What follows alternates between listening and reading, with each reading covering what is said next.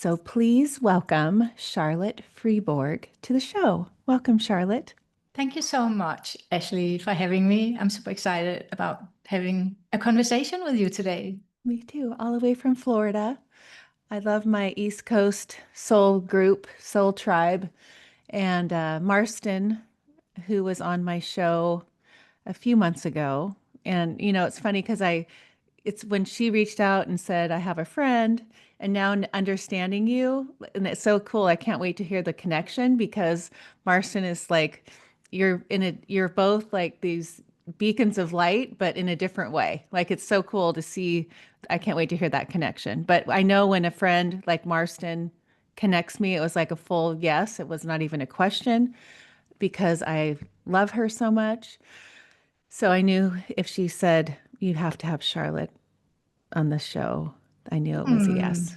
Yeah, thank you. So I have gone down your rabbit hole, which I love to do, and it was so fun to watch. And you're a mother and from Denmark, and you have an interesting childhood. And, I know you believe in the same things as I do. And, we pick our parents, we have this soul path and this blueprint that we've created to be in this body and grow and learn all these amazing experiences that we sometimes think are just awful, but really they're the most amazing things that could ever happen to us to grow and to take this journey of this life that we've chosen to the next level and to expand to the highest version of ourselves. So, with that, I would love for you to explain how you, like with your mom and, you're raised by your grandparents. And because I feel like when you understand we chose our parents and how perfectly designed that is, and when people understand and start talking about their story as a victim versus as a victor or it's all perfect, because those are my words. Everything's perfect and it's always working for you. But you've turned your life around to look at it that way. But there was a time in your 20s where you said, oh, geez, okay, I need to take this, what I've learned in my life from what happened with my mother and how I was raised. And now I'm going to I'm going to take the Y in the road and go this way now and learn the gifts of those amazing parents that you chose for this life. How's that one for the intro, Oh my Charlotte? God, I just got goosebumps, and it's so interesting because I like every morning, I like to just sit and I read a little bit, I journal. I just love to sit and reflect with my first cup of coffee in the morning. And I was, interestingly enough, thinking about exactly that. The difference between when we go into like the lack focus of our story contra when we start to learn to see the gift of our story. And however, it's not always we can just pivot. We can just come from feeling like poor me, um, all these things that happened. Nobody wanted me. I was like in an orphanage. Like when we are aware of this, it's very easy to go into victim mode and poor me mentality and then learn that that's not moving us anywhere. Um, it can be a transition. And I do want to also say at this time here, because there might be listeners who have already walked that path, but still feel like coming back to it's layers. It's like the onion, it's layers. So we don't just fix ourselves one time by thinking, oh, what's the gift about my childhood? It's a process, it's a transition like anything in life, I find. Some people might do it faster than others, but there can be so much healing work in being able to truly feel the gratitude in our childhood. That has been my experience. And that was not something I was brought up with. I grew up in Denmark. I didn't grow up in a family or community where we talked about being grateful. I think it's something now when I'm older and I have been away from Denmark for quite a few years. I moved to America in 2006 when my three children were very little. So I can now see how gratitude might be a part of that culture, but not the same way as in America, for example. So yeah, so I can talk more about that. But I would say that yes, my childhood, I thought about this morning, oh my God, maybe there were the story on the outside can look like my mom got pregnant without planning me. She was not even 18 and she wanted an education. And here I came. And at that time, she couldn't legally choose an abortion, but she was very lucky that her parents, my grandparents, said, "You get the child, and we will help you take care of her."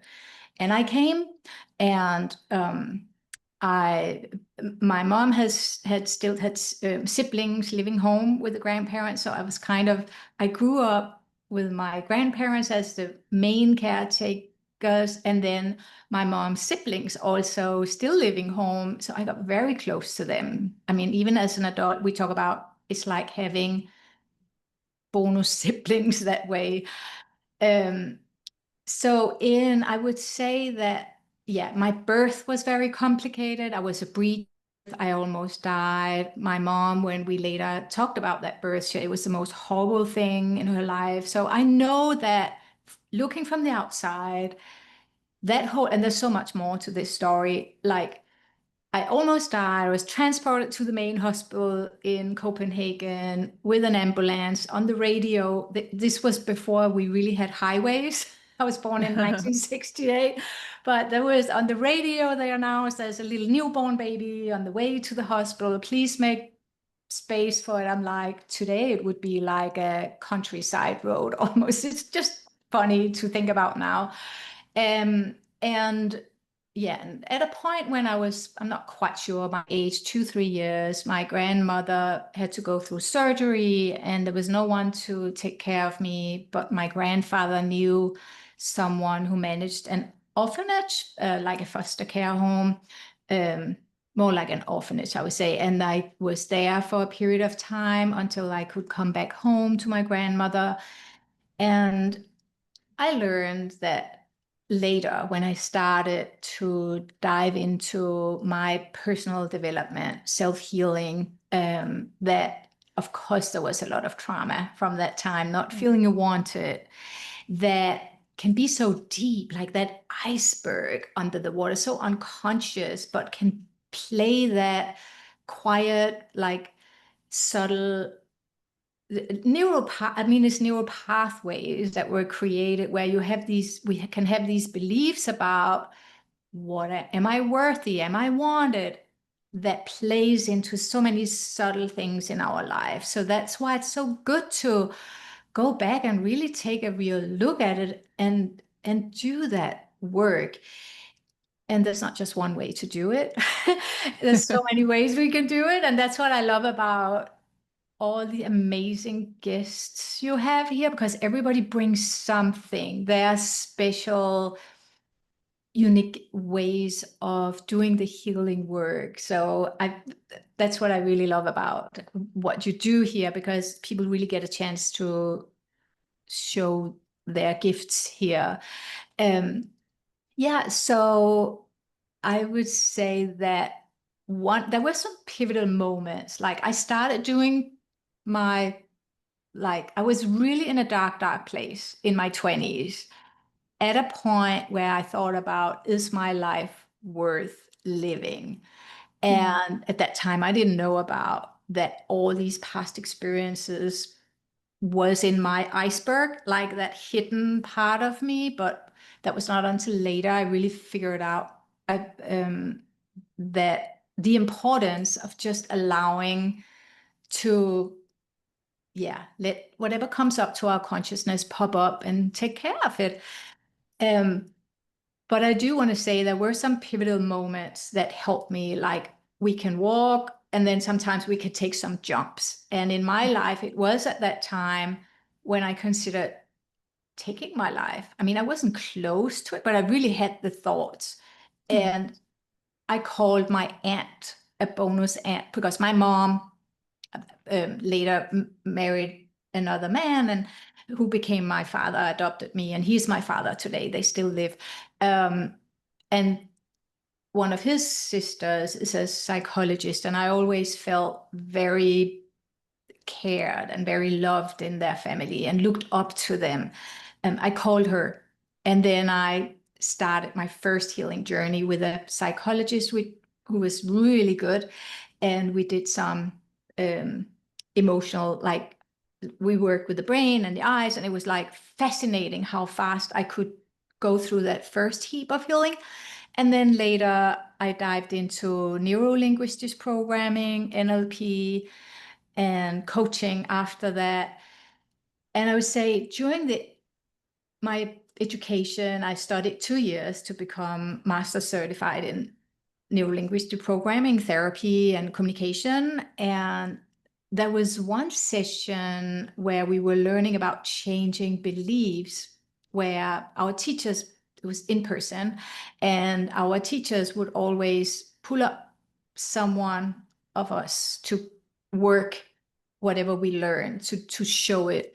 And one of my friends, or co-students, went up and she was asked to pick a belief that she strongly believed, positive belief, something she believed strongly good about herself.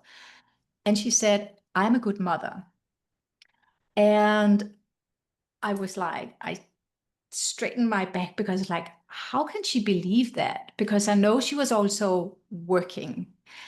And that's when I realized that because my mom left me with her parents because she wanted to pursue her career and she was not present with me as a mom, like I wasn't even aware at that time, but it triggered something in me. And Mm-hmm. so that was the first layer of awareness of it. Um, and to know, oh, I can change this. And really this was the journey where I realized how much I lived in victim mode, had felt bad about myself, was upset of, was mad at my mom because I wasn't on the outside a wanted child. um and and that's when I started, oh my gosh, I don't have to continue to live like that. And I started to gradually experience how different I felt as I did this work. And then fast forward later after I mean, there've been a lot of study and learning and books and self-work, but I would say the next big jump I had was later when I came to America and I decided I want to be a coach here, because I had a feeling I would stay here. It wouldn't just be a few years. We already had been here for 8 years, if not longer. And I decided to take another certification in coaching to get everything in English because so far everything I knew professionally was in Danish. So I need to expand my vocabulary. And I found a coach certification where spirituality was added as we more know it today or talk about it in many ways. And that was a game changer because it was like adding that extra dimension. Because no one, as I started saying, we never talked about that where I grew up, never. But I realized what a difference it made. And what really happened was I connected with my soul. I realized I have chosen to be here. I got that extra layer of understanding of there's so much more than what we can see, hear, and touch. Like our physical being is just a small part of who we are, maybe 4%, to just name a number. We're so much more, and we are all connected. And when I really started to experience that and how my life become the trust that came in, first of all, I started to feel more like, um, well, it was a journey because there was also a lot of fear of sharing it with the people Mm-hmm. I was around because will they think I'm crazy, and Right. will I be accepted? So there was all that going through, like finding the courage to share it. But at the same time, the freedom, they're like, oh my God. gosh, I don't have to work so hard. There's this stream, this source of energy that connects us all, that's supporting me in life, and I can extend that to others, and I can receive it from others, and it can be this beautiful dance Yes. as humans on this planet when we are aware of it and tap into it and find that mutual give and receive, like that fluidity. It's just amazing. Um, Did yeah, you, is that the class you took with Christy Whitman? that was with Christy Whitman. Yeah, Okay. I Well, studied. I interviewed her at the beginning of my journey.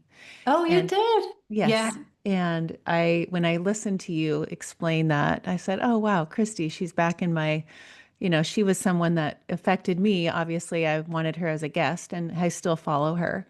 But when you say, you found her class and her certification and it added the spiritual part and kind of the law of attraction part, it's like when I grew up, it was like Wayne Dyer, Marianne Williamson, Course in Miracles, like you study, Esther Hicks, the I was obsessed and I have every single book of Wayne Dyer's and he would be my like father figure. Every morning I'd wake up and listen to one of his books. But when I listened to you and understanding the way you were raised and that part of that where you saw in that course like what it lit you thinking, oh my gosh, I don't we're so supported. We're so much more powerful than we were ever made to think.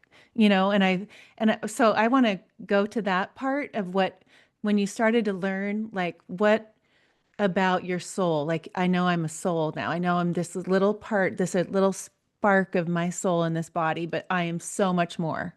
Explain the way you see that and how you took what Christy taught you and started putting it into your life and the magic that started to come up, that started to come. But you were a mom at this time too, correct? I was a mom at this time. Yeah, I Okay. had my three children. Yeah. I want you to incorporate all of that. This is your assignment, Charlotte, for Uh-huh. this question. I want you to bring that into it, but I also want you to bring in how you shifted the way you were a mother. Like how was that hard for you? Was it something that you were so intentional about? Because as you know, I mean, we're the same age. I didn't know you were born in 1968, so was I. So, we raised our children with, in the same kind of, I mean, you had them earlier in your life, but so we are the same age. But, when you intentionally parent and what you went through before, will you Hmm. bring all that together? Because I really am curious because Hmm. it's nothing more for me. And I know this is part of my soul contract is this being a mom, being a Hmm. mother that chose to be intentional, to teach them all the way. I had done all that work before I had them because I wasn't 37 and 40 when I had them, right? So I had done Hmm. all that work. So I knew I was ready. Like I know I'm going to program them from 0 to 7. I'm going to be like, I know that I have to be like, showing them how powerful they are and, getting keeping that light in them. I was so intentional, like so super, like, and my husband's kind of like, he starts right. Oh, okay, I guess. And then he starts to see it.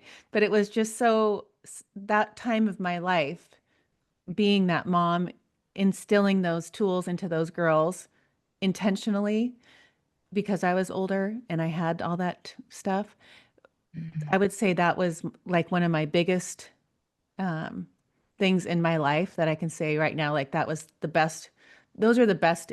She's 19 and 16, but those are the best times of my life ever. But I know I was an intention and that was my soul's purpose Oh, to do that. So I bring get it. tears in my eyes and goosebumps. It's so Oh, beautiful. Yeah. Yeah. Well, thank you. Yes, this is so. I definitely, there are things I have learned that I know had I learned them earlier would have made my journey as a mom easier.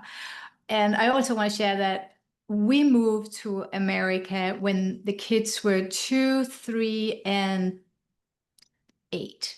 oh, wow. and from one culture to a totally other culture. And it was an assignment that my husband at that time, I decided to leave my children's husband 6 years ago. We're still friends, but we decided to do this move because he got an amazing job opportunity for his career. And I think from the same reasons as you just explained, like I had this dream of being really a present mom. I wanted, because of my story, I Right. wanted to just be there as a mom and be present and install as much goodness into them as possible. And then we made this move, and I just want to be honest and say that because I up till that point had thought about I wanted a fourth child. We had talked about that, but the move ended up being our fourth child. It was a lot. It was a lot. Um, so so I would say up till I started studying and adding all the soul work to my work. Before that, it was more like the mindset, which is a lot in itself, but I didn't start studying at the QSA with Christie until 2014 or 15. So there were some years from 2006 when we moved till that time. Um, but I was very aware about the power of words and I didn't talk about, I wasn't aware of working with energy the same way. But once I learned about it, I was like, oh, I cannot not integrate this and use it as a mom. But that was also the time when I went through that. I think I once wrote about getting out of the closet, right? Because it felt so different taking on this, which was so natural. Like we're all born as spiritual beings. And I have to say, there's even science behind this now. There are people who have researched how our brain changes when we lean into that we are spiritual beings and and find ways that we find is a fit for us to work, whether it's and it and it's not necessarily, I mean, some people find a church or some religion, and it can be that, but it can also be the non-religious spiritual being. It doesn't really matter as long it's a fulfilling way, a way that matches us. The brain actually changes when we are aware and awaken to this. It changes how it's fascinating. I really love that we have some scientific like base to this now. I think it will help more people to open up. Um, so yeah, I actually read who was it? Who was it? I made a note about it. Yeah, there's a Dr. Lisa Miller is her name. Yeah, she was interviewed on Mel Robbins' podcast. I really liked to listen to her sharing Oh, this. good. Yeah. So I want to add at this point, because we already talked a little bit about that. I also have some human design added on because I added that on to my knowledge, like my backpack of tools in 2020, 21. I started becoming aware of that. And that, of course, was after my kids had grown, we can say. So I couldn't really use it, but I do want to say that, especially today, because that's what you also asked me about, to share how I could weave all this in. Um, Having that knowledge is super helpful, but I can come back to that. But let me go back to when I started with soul work, and I decided, I knew there was like a book also. As a little girl, I thought, oh, maybe I'll write a book one day, but then it was just stuffed away. But that dream started coming back, and I found a coach who was really good to help me figure out what to write about. And that's when I wrote my first book for moms, Make Your Own Money Again. And started sharing the spiritual work also. And then my second book is called Fulfilled Working Mom. And today I mainly work with moms who are going through that transition. There must be more, or how can I start a business or monetize this? Or um, maybe they feel alone and like there must be more, but what? Or shall I start a side hustle? Like figuring out, get clarity around that. And and so that it came because I think I surrendered to the fact that it's such a gift. I was born the way I was, Mm-hmm. and uh and from being so angry at my mom to now really love her and have compassion and such respect for what she went through, like just that, like I want to share that because every time I hear someone criticize someone, I'm like, what's the healing in this? There's always another story. Right. And and when we get triggers, okay, what's here to come through from that? When we get triggered by someone, what's here to be healed? Right. I've always for many years thought I'm here to be a catalyst for peace in the world and beauty. I like also to decorate or just bring things into order. But and that can actually be also a path to peace when we Right. organize our surroundings. But that peace has always been um, something that I have sought. As a child, I might have overworked to be accepted. Um, but yeah, so that's what I choose today.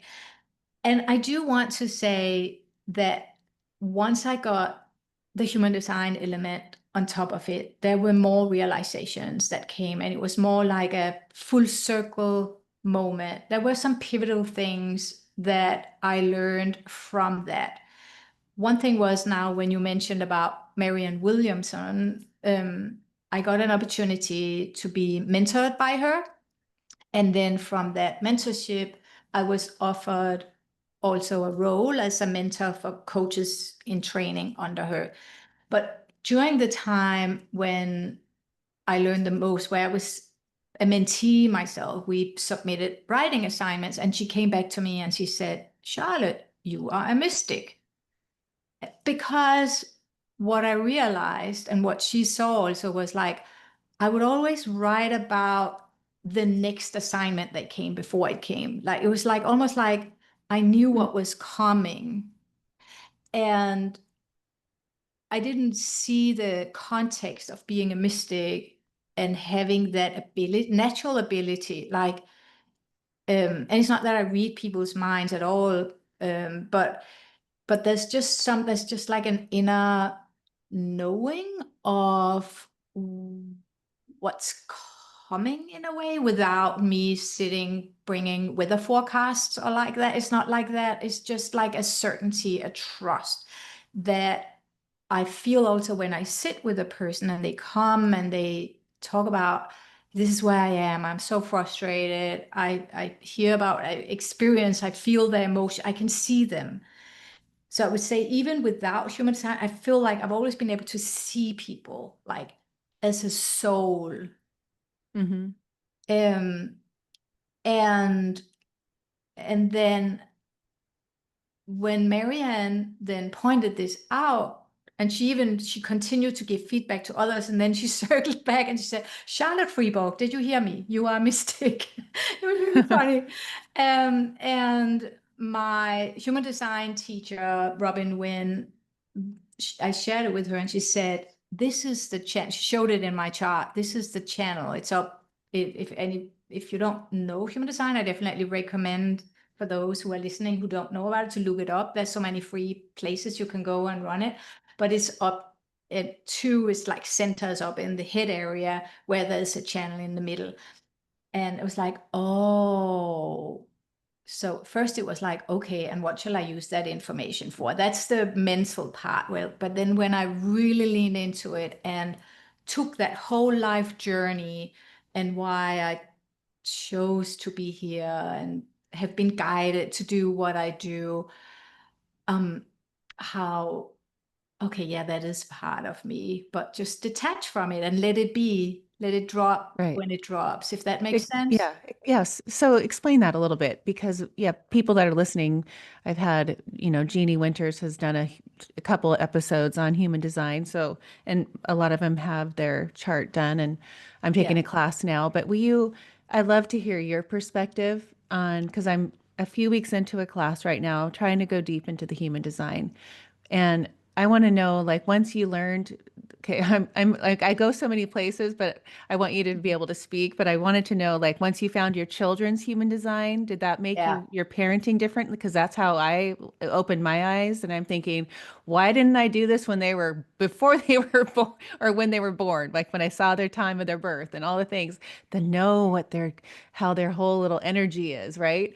But I finally learned, like, oh my gosh, no wonder Presley's a projector. I kept saying, come on, be grateful, get up in the morning, be like, I think she'd have to be Yes. like her sister because she's a manifesting generator. And it's like, and I had all these, you know, aha moments of how powerful human design is by going to that place of like, wow, these little souls and the way you parent, every parent needs to know their kid's human design, right? I so believe that it will. I mean, it's a fast pace. It's like we as mothers have often talked about when they were little. I mean, I wish we had a manual that came because if they have the same mom and dad and they come here and they're so different, what makes them so different? And that's what you can see in the human design. It's like going to a doctor and you feel there's something in the body, and then the doctor get an X-ray or MRI, and he or she can point out, look, this is where there's something here. We can look inside. It's so even with my abilities where I feel like I've always been able to see people like and be able to just be present and guide them or encourage them. Now with human design, it's like you have this image, and for me I find it comes to the earth at the right time where we really need all of us to awaken to Right, turn this planet around, like right. with in all aspects. 100%. It's a fast track for us to get to know not just ourselves, but our children, spouses, friends. Like I even ask about yours because it's so fascinating to know, not that we can still have a beautiful conversation without knowing each other's sign, but it's just like, it's a curiosity. It's about, oh my God, she's like, yeah, you are pure manifesting generator. And then look at, and, and so it's a fascinating, but it's a short, if we really want, if you really want to use it, it's a beautiful tool to guide others and meet them as they are. And we can let go of all that mindset about why doesn't he do that or why can't she do that when he can, and Right. that you just pointed out. For myself, I looked up, my three children were some of the first I looked up, or if Wesley want to know about my children. And I have a projector, and an emotional generator, and an emotional manifesting generator. Oh, wow. Very different. Right. Very, very different. And I would definitely have done a lot of things different as a mom. Had I known Mhm. it, it could have saved me so much energy, Right. and it could have supported them also. Like one of my son, I have a boy, girl, boy, and one of my sons, he's the manifester. And there was a time where I thought, why does he always want to do things by himself? But he's capable of doing so much Right. by himself. Like, and I was worried about it because as I'm a generator, I'm here to respond. I also have, without us going too much into, you already have that, but I have in my chart, it's very obvious that I'm very tribal. I'm a networker. Everything comes through people and connections and nurturing my relationships. And that's not the same for everybody. So it's so easy, we as parents, kind of with it, without this knowledge. And it's really a manual, I would say. It is the I manual. agree It is the 100%. manual. It is. We can let go of, I mean, we can just get to know our kids through this lens. Hmm. of human design and guide them and understand them and be more patient. The projector, we both have a projector child, knowing that they are not here to work all day. I expected my child also to just do the chores the same way the two others did. No, he's more born to do it in his own rhythm, Right. take breaks and rest, and that's when he shines. Like, Right. oh my God, it would just have changed so much. Oh, So even saying that when I was, because we had a reading on the Zoom, and each girl sat here with me and we listened to their um, Jeannie explained it. And it was almost like for Presley, the projector, it was like, oh, finally, someone gets me, you know? It was like, oh, mom, see? That's why do you used to get mad at me for that? And it's just yeah, such a tool. It's a manual. And I feel like, and what I was looking at your Instagram, and you even got a dog, Maisie, and she's a reflector. Like how like that's even cool. yeah. Explain that. Like, so you did her birthday, you went to Michigan, picked her up, learned her human design, which I love that. But she's so rare. Yes, and then I do have to say that I haven't studied animals. I did actually yesterday interview a reflector human, and she shared the birth because she's had her horse's human design, but the person who did it ran it as a human. So I could go into my system and pull up and run it as a horse. So it's Oh, different. cool. So Okay. animals do not have the same brain as we have. There are different um, of the bigger areas in the chart that the centers, we call it, Uh-huh. that are not there in an animal's chart. But so I'm not an expert there, but I do want to say that at that time, Macy was the first reflector chart that I pulled up, and they're very rare.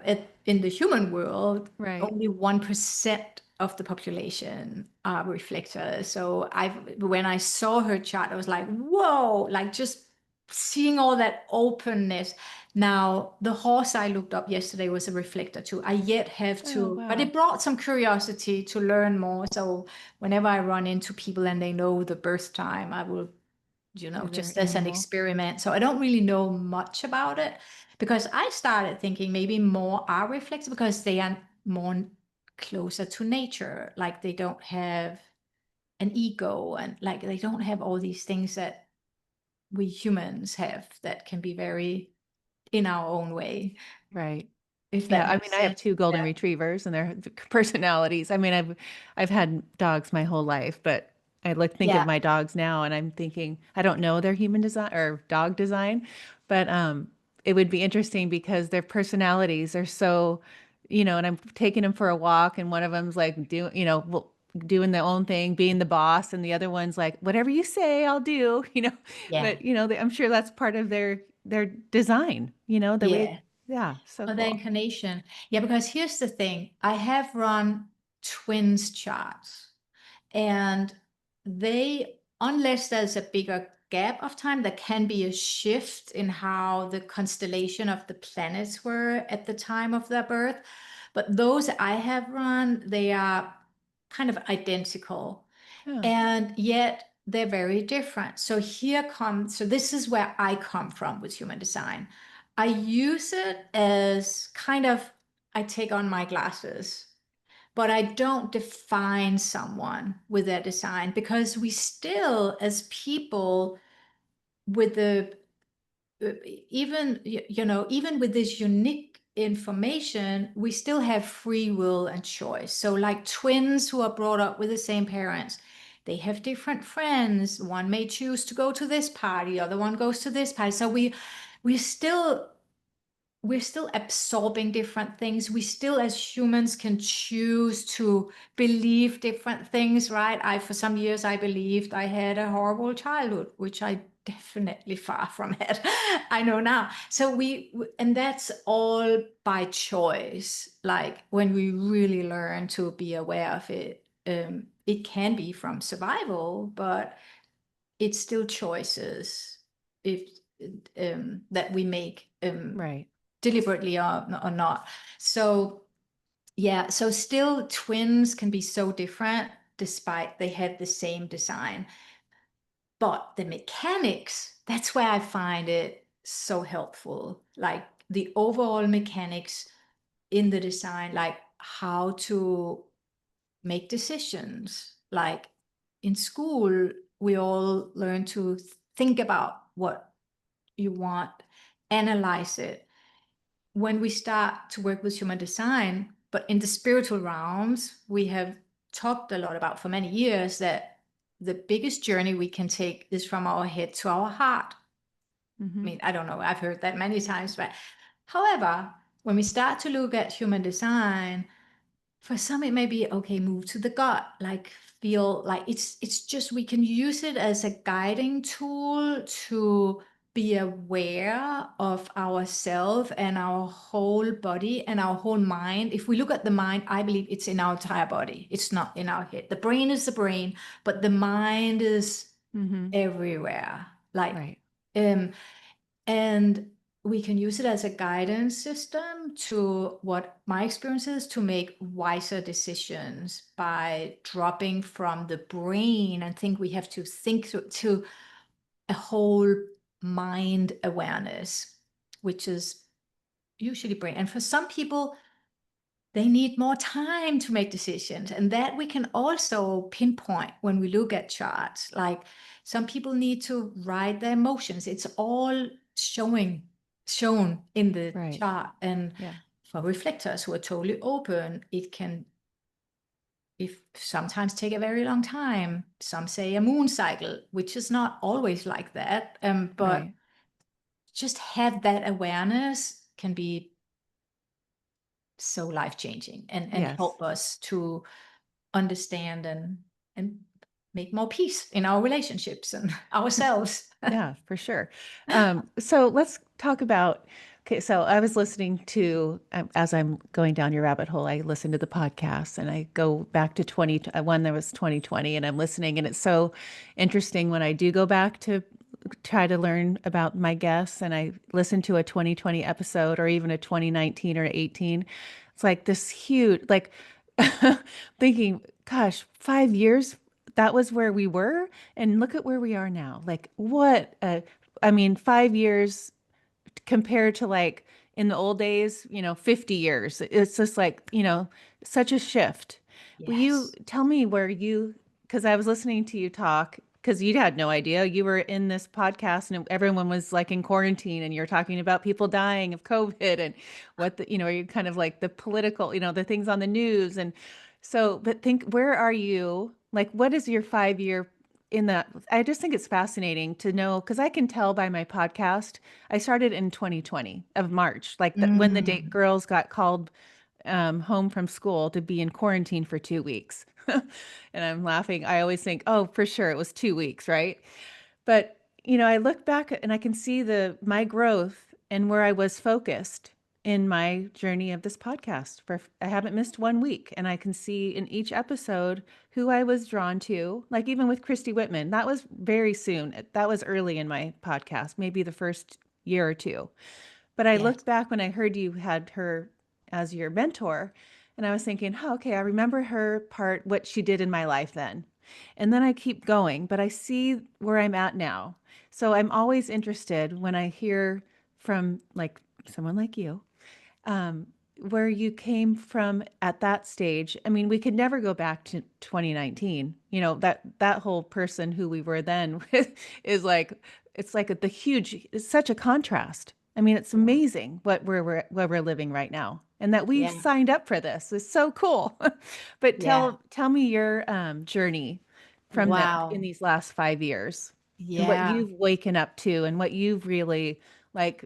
You discovered your spirit side and your soul's, purpose later Hmm. in your life. But now that you've really gone deep and got human design and had all this like work that you've done and wrote books and mentored moms and all the things. But what have you really like found out about yourself even more in the last 5 years?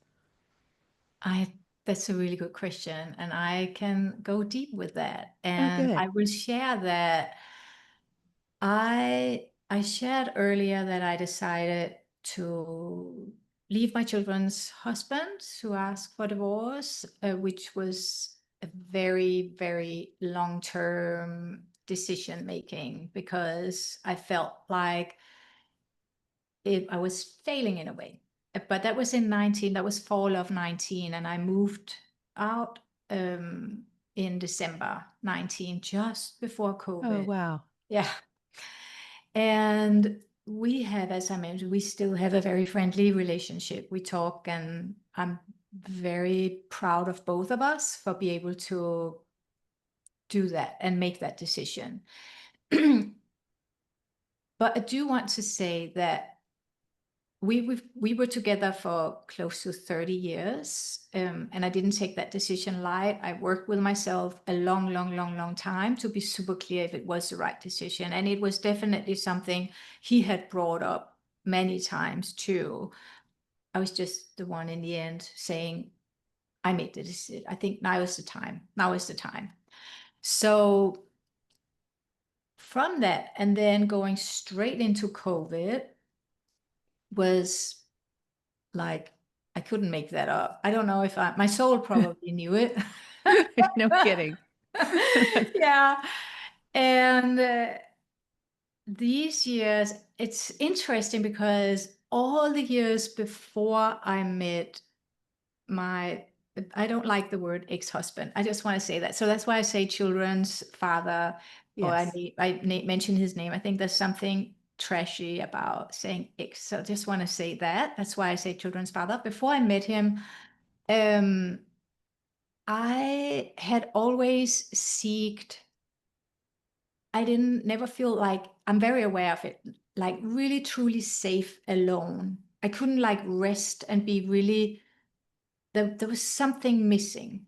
Hmm. And I would say what I'm really aware of from that time till now, where I'm still by myself and I haven't even, I'm starting to be open to meet someone, but I'm very aware that there's been so much other important work for me to do, and I don't feel lonely. And I shared with you before we jumped on here that in May I moved to another area in Florida where I'm away from, I have a fantastic network of wonderful friends and just a strong network down in Parkland, Coral Springs, where I moved from. But I chose to move up, like it's just an hour, but it's long enough to not have all the locals just like popping in and should we meet at the coffee shop? So I'm alone here, but I don't feel alone. Hmm. And I think personally that has been the biggest gift of these past years, these half century, like half, what is it called? Not century, but half 10 years. Half a decade. Decade. Thank you. I Yeah. lost that word. Yeah, half a decade. That let really, because I do have in my human design, I cannot not point out that I do have a gate that can bring that feeling of I feel alone even in a big company, like in a big crowd of people, but then yet I also seek friendships. So it's I have that whole channel. Um, but I feel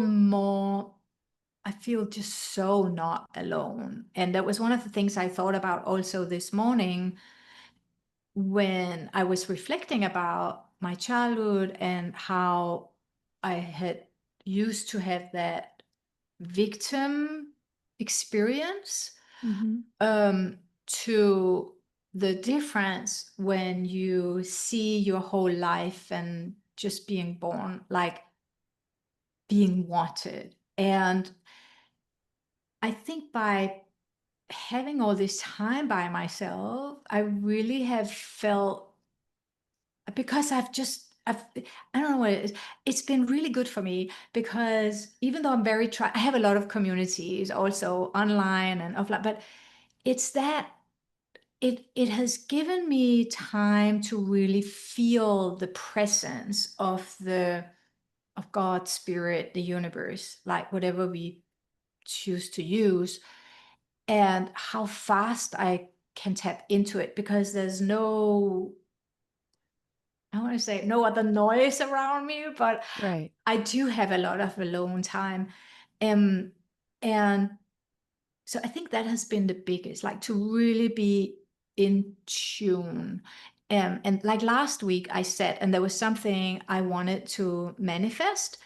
And I was reminded about, like, sometimes we can learn all these tools and then time goes and we can forget about it if we don't use it. And I was just sitting, remembering a way to, again, use our energy to kind of magnetize it in. Right. And swoopty, I didn't, then of course the gift is to let go and not be attached to how it comes, but it just happened the day after.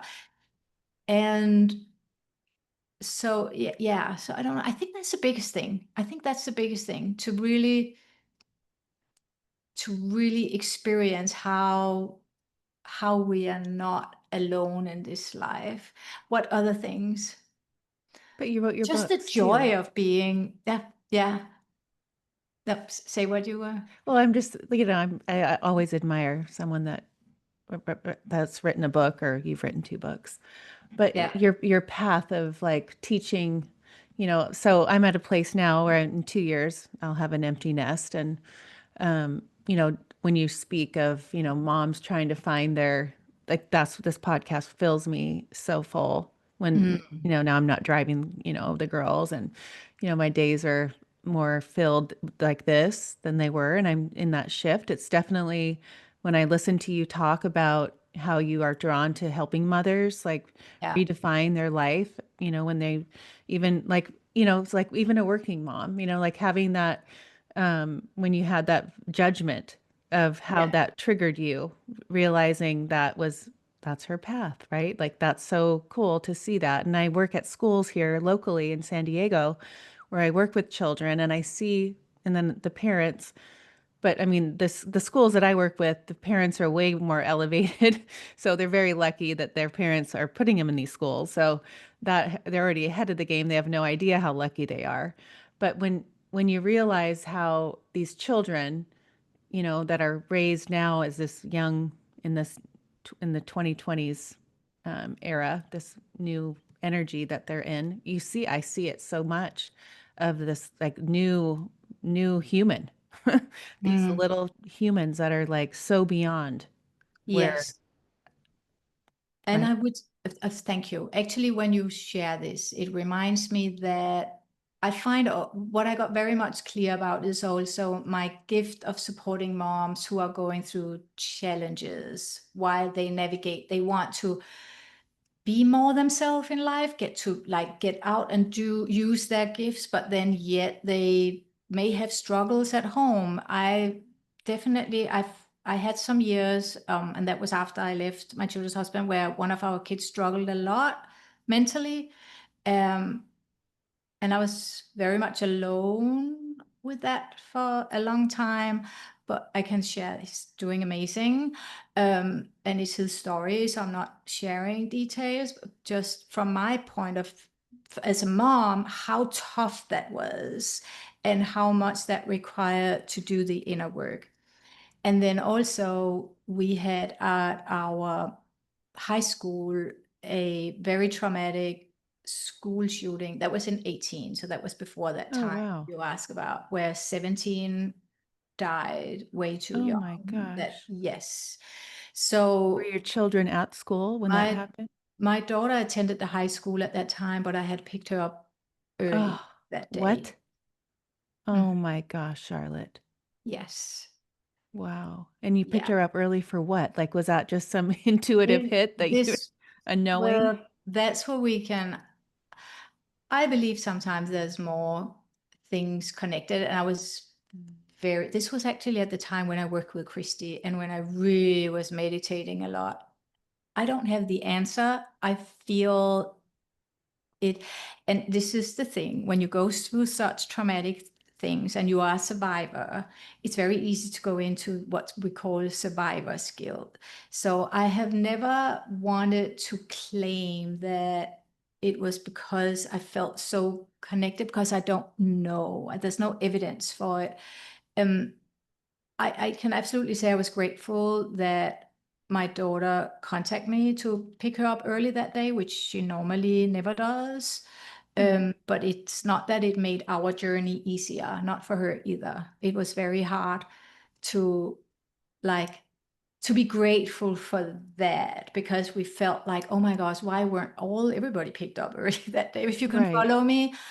Um, so I don't have the answer, but many people have said that, but again, why? I can say that I had a huge awakening after this experience where we went to the vigil and I walked, that was created this beautiful stage with 17 figures of angels lit up to honor those we lost. And I walked there. It was the evening before the official event. Everything was being set up, and I just got this voice, like it felt like God's voice. It was very certain, like it's time you get your work out in the world. Like it was really like it's time. Huh. It was like from within, but it was also from above. It was like God saying, it's your time to share your work. And at the same time, it was like an anger from inside, like this does not have to happen. Right. This can be avoided. We don't have to have this happen. So this was before I wrote my first book, and I definitely feel like it was pivotal moment where I'm like, you got to be serious. You have studied so much, you have learned so much, you have survived so much. Um, it's time, and I felt guided. It's time you share this and help others. And that's when I was guided to help moms because I really feel the job we have as moms is so big, and it's not easier today than it was No. because things are so, you just pointed it out, like in 5 years look how far we have come compared to where in previous it might have taken 50 years to get, like just Right. electronics with everything. So it's definitely not easier now. However, we do have tools that can help us, so we just got to lean into that, not to the despair, not to like it's hard, but like what's the next step? Like there are tools to help us. Um, but if we don't have them, it can be hard. Right. Well, yeah, I didn't realize that you went through that. That's not a good. No. Oh, I just, yeah. Let's talk about, let's kind of go to finish our little conversation, which goes so fast, with your books and your focus and your passion and where you see the world and why you're so passionate about what you do. And, I know you use all the tools that you've collected along the way and in your backpack. But what do you feel like? Are you going to add to that backpack? Are you going to write more books? Where do you see your Charlotte going? Like we're 56 years old, right? Like, Mm-hmm. we're at this time in our life, and I always look back and think, gosh, I get pictures of the girls when, well, when they were growing up in my early 40s, and they're like, Mom, you look so young, and like, look at your skin and your whatever. And I'm like, yeah, well, now look at you. You're older, and I must be older too. But I feel like I'm so much um, more who I was supposed to be now. Like I feel like Mm-hmm. I'm stepping into that, and it's just exciting to me. I don't think of it as aging. I feel like it's just beginning, Yeah. and I get excited for their life, and I get excited for this new stages of our life, and Paige like into college for her second year and seeing what she discovers about herself. And, Yeah. it's just, I get that, like, it's just an excitement at 56, like, heading into thinking one day I'm at the 60, like that was like the old people, right? Like we're 4 years away from that. But Yeah. that doesn't even enter my mind. I don't even look No. at it that way. No. Do you? I'm the same. No, absolutely not. Like when people talk about retire, I'm like, no, I No. think I'm just starting now. Yeah. Really, that's how I see it. I have, so I coach currently clients one-on-one. I am in the process of wanting to open up for groups for a group also where people can come in and work with me that way and in community. And I feel guided to write more, um, and just share the message more, like here, like be on podcast. I have thought about for a while to start my own podcast and have Mhm. guests or talk about my own whatever comes through and share that. So definitely I want to especially continue to support women and moms, because I think our earth need us. We are the ones who can, I mean, we need men too. But I think women have an ability to look more holistically about the needs in the world. And we see leaders in countries that are doing amazing work, but we can also be leaders in our family and in our own life. And it's it's like I get so touched, and whenever a woman come and feel lost, and walking her through my keys, the things I change, and in the present with whatever she comes with, and just feel her more and more coming home and rest in herself and Right. believe in herself, and do, whether she starts a side hustle or start a company or start over. It's I think we are many who feel like, okay, what now? Use me. Like, and there is a way we can be used without burnout, but actually feeling more elevated and young. Right. For Because that's sure. what happens when we are on path, when we follow that soul calling. It's it brings youth back in us. Yes. And when we stop listening and dreaming and all that, it's like we're dying in a way inside. So it's, yeah, and that's what I want. As many women I can help as possible. Like, that's what I want. So we can start help our children and, yeah, do How do good you parent do as good an work. empty nester? How do you parent now with them? One of the things I learned from my parents was the gift of letting them live their life and let them make their decisions, and know that they came into my life, but they are not mine. Mm-hmm. Let them see them as their own soul. They are their own, and let them know, I'm here. I'm here. But oh my gosh, I have to say, my personality, my ego personality, Charlotte, of course, wants to talk to them every day, but that learning to allow them and remind myself how it was for me to go through my 20s, and I needed those years to go out and try things and figure out what worked and not worked. And and just let them know that whenever they make a mistake, or whenever they figure out, oh, that was not for me, awesome, what did you learn from it? Like, just be there in the background and be a safe place they can come to. um Yeah, yeah, Wayne Dyer I always used to listen when he said, "Your children come through you. They aren't, yeah, they always," and I had such a hard time. And I remember the girls were little and I thought, oh, there's no way I could ever feel that. Like, they're just everything to me. And, yeah, when Paige went to college, for freshman year last year, and she's only 20 minutes away. And I could tell, like, she wasn't calling me, she wasn't texting me, she, trying to get her independence, right? And I realized I used to tell people, it's like when you like a boy and you want to text him, but you can't, or, you first meet somebody. And I said, I was like trying to be so strong, but it was so hard for me.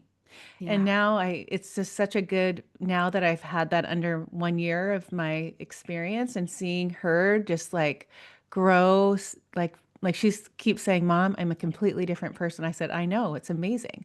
But it's so true. I always say in your 20s, I did everything in my, like if they knew everything that I did, they'd be like, what? But I think the 20s are so important too, and to watch them make decisions and watch the choices that they make. Presley's writing a book. They both are starting a book, but Presley's through Oh, it's called Dear Future Me, and she's talking about choices that she makes, and she just quit crew, and she's trying to explain like with that choice, it's going to lead me. I always say the why on the road when you make that choice. Everything in life is choices, and you were even talking about that earlier. And then Paige wants to incorporate the mindset that I've taught them throughout their life because I created a class called Raising Confidence through the podcast because people would listen to me and say, "Can you please help my kid?" Because it was 2020. So I said, "Oh, I must need a course to help these children um, dealing with this," because my girls were like flourishing. They like loved 2020. Like, this is the best time ever, when other parents were like, my kid is just struggling. So she wants to write a book on the perspective of a teenage with parenting. Like, there's something in there that she wants to bring to the world. But, it's like when you see that they are just coming through you and you can embrace that. And I'm yeah. at that place now, but it was hard. It's But so hard. right? It is so Yeah. hard. But now it's like, I think I'm so glad that I had that opportunity to see how was, see my journey through her leaving and how I'm so connected to her, but I had to let her go and make those mistakes. And she'd Uber home at 2 in the morning when she had strep throat. And I mean, it was like all these little things that she had to go through. But it's just, yeah, that really, it helped me. I'm a different mom now after this last year, for sure. Yeah. Okay, I keep talking. Oh my gosh, we're Oh way my gosh. over. Thank you for sharing. That's profound that she's writing a book. Good for her. Like, Yeah, yeah. Yeah. Yeah. I feel there's so much more we could talk about. I know. End it on whatever you want. We can end it right now, but Yeah. close it up, Charlotte. Well, I would say talking about this, being moms, feel we live in a world that's in despair. There's so many things to do. Know that, first of all, we are never alone. And also, we can always extend, even when we're not physically close to people, we can always extend our energy and our light to others. I've done that so many times to my children. Like, just, okay, maybe they're not here, but if I sit and I send them light, let it reach them, like let it touch them to someone else, like that. And how that's just like a beautiful way of also elevating ourselves, like when we send that out. But it's, I would say, the most important thing to finish up is like, trust you're here for a reason, and you're never alone, and there's always a path, even when we are in the hardest, darkest corners of our life. The sun is still shining, and it is possible to find that light. And yeah, to never be shy of reaching out. And yeah, I could say a lot more. I think I'll You finish know, with that. we could keep going. Thank you so much. I loved it. And so nice to meet you. And thanks, Marston. She's probably still in Italy, for introducing us. And writing. Yes, in writing her book. Thank Yeah. you. Yes, Yeah. Thank you for having me. thank you.